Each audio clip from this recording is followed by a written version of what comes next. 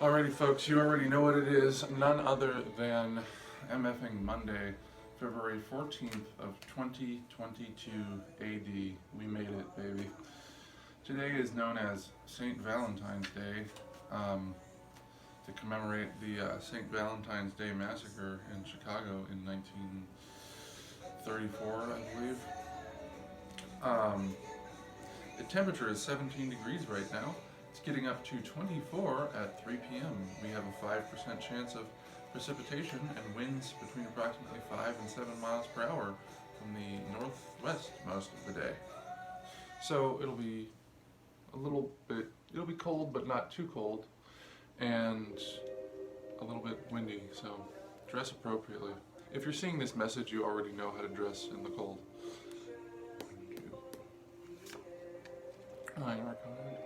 Yes. This is maybe my favorite tarot card in the whole deck.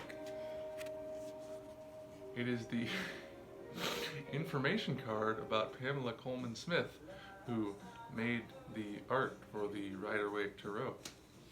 I leave this in intentionally so that we can get it sometimes, because if you've watched this for a while, you know my beliefs about this entire thing are nuanced and sometimes iconoclastic.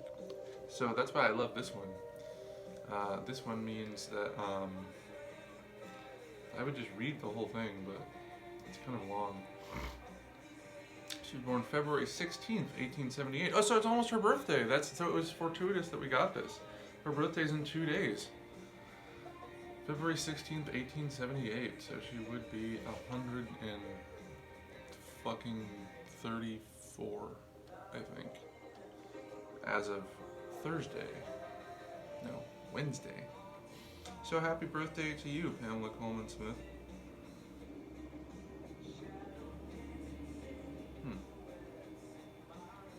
She died on September 18th, 1951, penniless and obscure. Just how we'll all go, probably. No memorial service to touch upon the impact her work would one day have upon her admirers. She died disappointed that her paintings and writings failed to achieve success, yet she never stopped believing in herself. Pamela Coleman Smith would all but be forgotten except for the 78 tarot paintings known as the Rider-Waite Tarot Pack. She would no doubt be astonished and gladdened to know that today the deck touches the hearts and emotions of millions of people. Wow, that's crazy. That's how it is sometimes, you know? Especially like in the art and entertainment world, like you die having achieved nothing in your mind to your knowledge, and yet you go on and like affect things big time.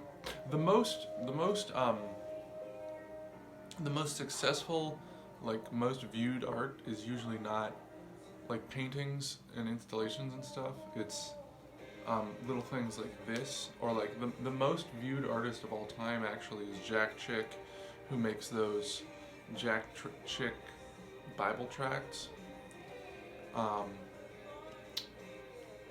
Which is great. Well, I don't know if he's the most viewed artist of all time. He's the most viewed comic book artist of all time, I think. So it's like, you know, you get your stuff out there in one way or another. And just think, Vinnie Van Gogh died having sold only one painting, and that was to his brother.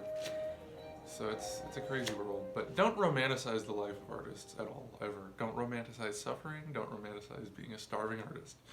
Being an artist, the people who succeed as artists are constantly hustling and have a workman-like attitude about waking up and showing up and doing the work, whether they feel like it or not, whether they're inspired or not, and marketing the hell out of it and networking like a motherfucker and meeting people and collabing with people.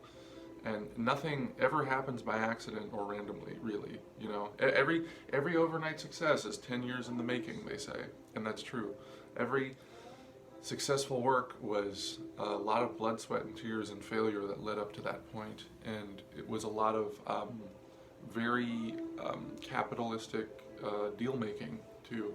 Yeah, it's not, and you know, in addition to that, like the people who are like really high level, like Lady Gaga or Ai Weiwei, or like, you know, contemporary visual artists or musicians, like they're all there because they were chosen by some rich person to essentially like invest their money in, with the expectation that the money would return, you know, like twofold or something. Like, you don't get to that level on your own, really. Like look at how many indie artists you know. George Clanton is a good example because he's somebody who just shows up and does the work every day.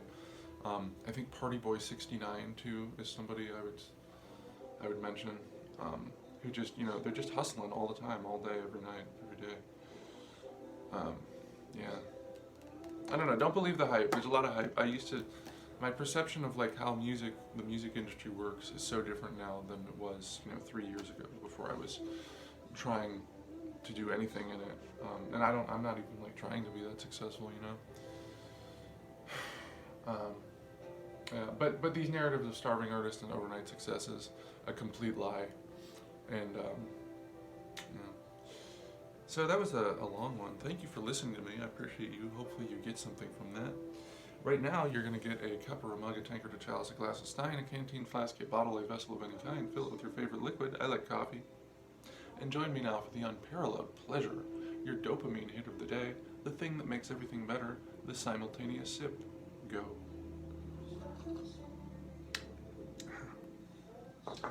Ah, yeah. I got this espresso the other day. I've been brewing that up. And I like preheat the mug before I filter the coffee into it. And I microwave the cream so it's warm. So everything's hot, so it's like max hot when I'm drinking it. Mega hot. Yeah, you should come over, get some of my mega hot coffee, baby. Ooh, yeah, you're a little mega hottie, aren't you? Alrighty, get out there or stay in there. It's gonna be a good one, as good as you make it, because remember, you're as happy as you think you are.